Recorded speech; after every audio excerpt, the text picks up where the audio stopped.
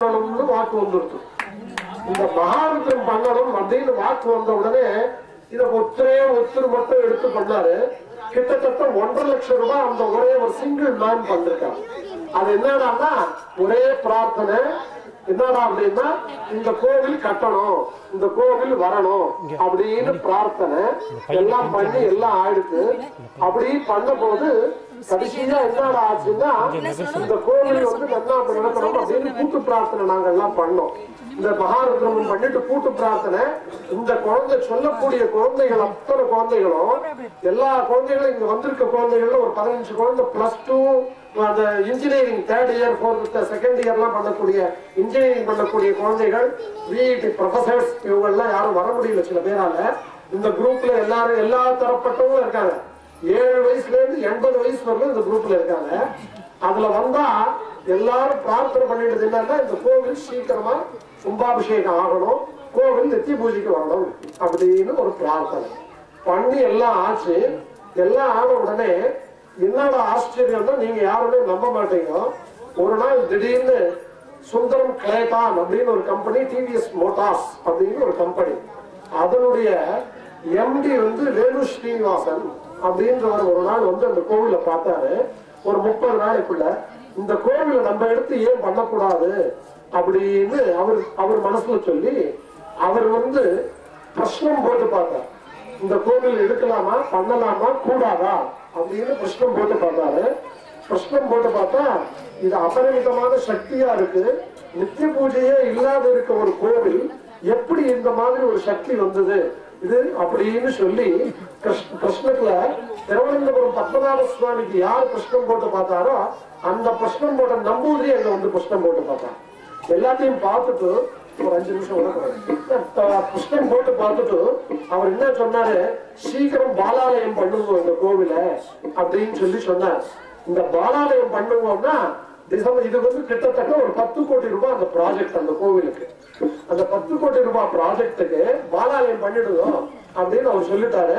இந்த கோவில் யார் பூஜை பண்றது, கும்பாபிஷேகத்துக்கு யார் எலிஜிபிள், யார் பண்ணலாம் அப்படின்னு பிரஷ்னம் போட்டு பார்த்த உடனே எத்தனையோ பேர் திருப்பரங்குன்றம் குருக்கள், அப்புறமா பிள்ளையார்பட்டி குருக்கள், மயிலாப்பூர் குருக்கள், எல்லா குருக்களும் பேர் போட்டு போட்டா வரல.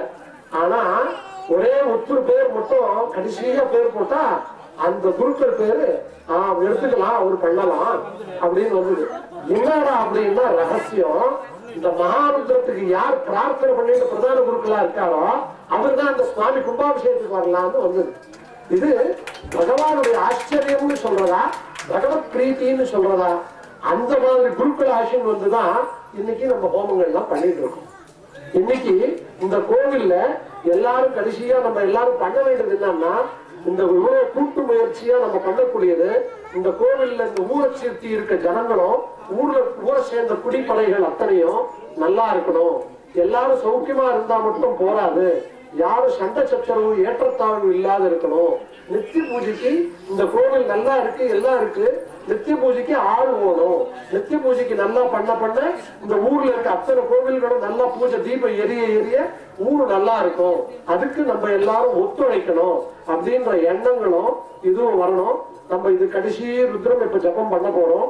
இந்த வைப்ரேஷன் இந்த பக்கத்துல இருக்க இந்த அதிர்வுகள்லாம் இந்த கிராமங்களும் அக்கம் பக்கத்துல இருக்க எல்லா கிராமத்துக்கும் இந்த யாரெல்லாம் பொருளாகும் இந்த கோவில் கடைசி பட்சம் நம்மளால பொருள் தந்தவங்க தான் பணக்காரன் கிடையாது.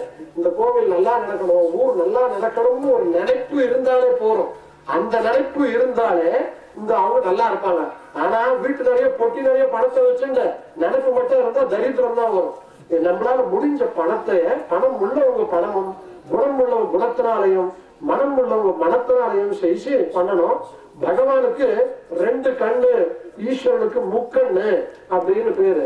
இந்த முக்கண்ணுல ஒரு கண்ணு வேதம், ஒரு கண்ணு தேவாரம், இன்னொரு கண்ணு ஆகமம். ஆக இந்த கோவில்ல இது 3 நடக்க போறது. மந்திரபூர்வமாகவும் இதுவும் நடக்க போறது. ஒரே ஒரு தேவாரத்தை பாடி அவர் முடிச்சுட்டாருன்னா இப்ப மகா கடைசி ருத்ரமும் பூர்ணாவதியும் நடக்க போறது. அதை தரிசனம் பண்ணிட்டு சுவாமி பிரசாதத்தை வாங்கிட்டு எல்லாருமே கலைஞ்சி சுவாமி வீட்டுக்கு போகலாம். ஹர நம பார்வதி பதயே. பதகே ரகர மகாதேவா தென்னாடுடைய சிவனே போற்றி எந்நாட்டவர்க்கும் இறைவா போற்றி ஏகம்பத்துரையந்தாய் போற்றி வாகும் பெண்ணுரு ஆனாய் போற்றி அண்ணாமலையும் மன்னா போற்றி கண்ணாரும்